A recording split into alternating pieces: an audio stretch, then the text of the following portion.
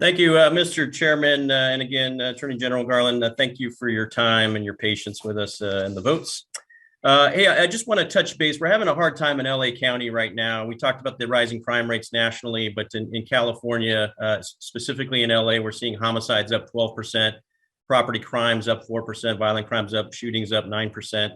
I try to make a point of talking to local law enforcement agencies and officers as much as I can, usually, 6 to a dozen a week within my district. Do you get a chance to talk to the lower level officers within local law enforcement agencies much, or do you not get that opportunity?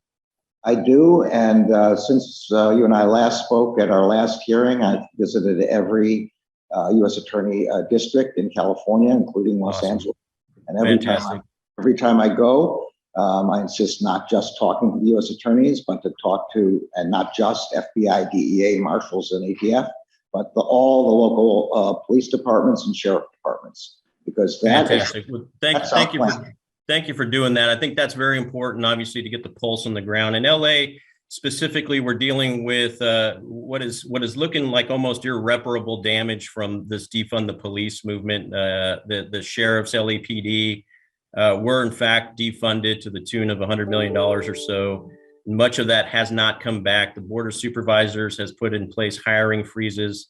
And we're seeing now our sheriffs specifically hitting about 80 hours of overtime a month, in addition to their regular op tempo, driving them into the ground. If you've been talking to them, you would have heard for sure the issues they have with early retirements.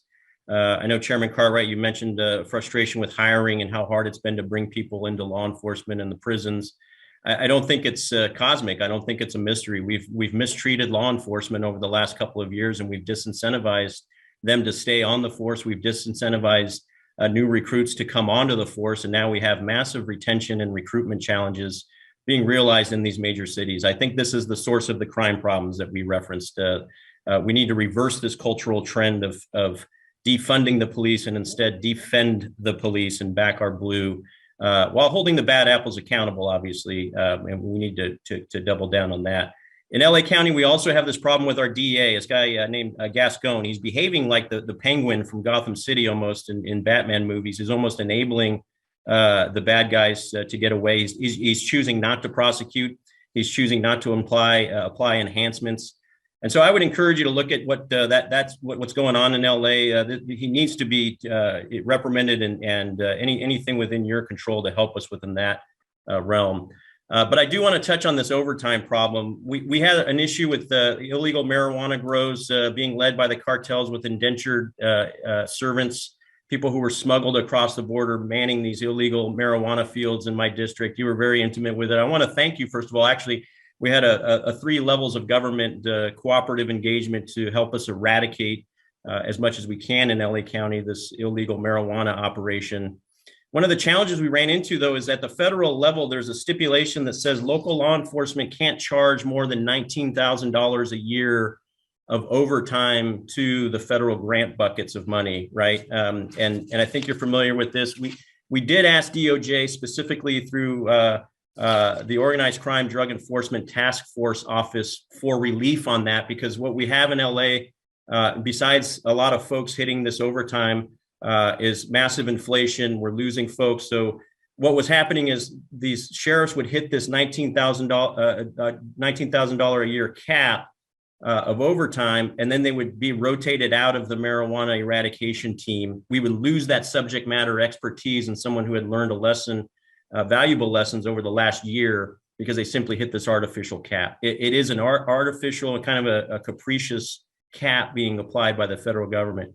We asked for relief. Long story short is a year later, we get a response from OCDETF, the task force I was talking about, and they basically said, sorry, we can't do it. They literally said a standard national officer state and local overtime cap is operationally and managerially optimal, meaning this is too hard.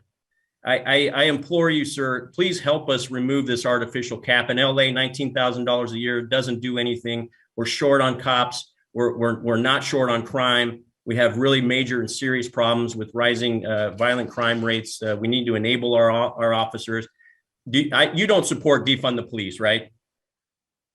Take a look at our budget. You can be absolutely sure that we don't support defund the police. We're asking you for $8.2 billion in grants that we can give to the police. Fantastic. That's music to my ears, Attorney General. I'm over time, but I just ask for all the assistance you can with helping us with this cap nationwide. Major cities like New York and LA, $19,000 is woefully anemic compared to what we have as needs right now, given our short staffing problems. And I yield back, Mr. Chairman.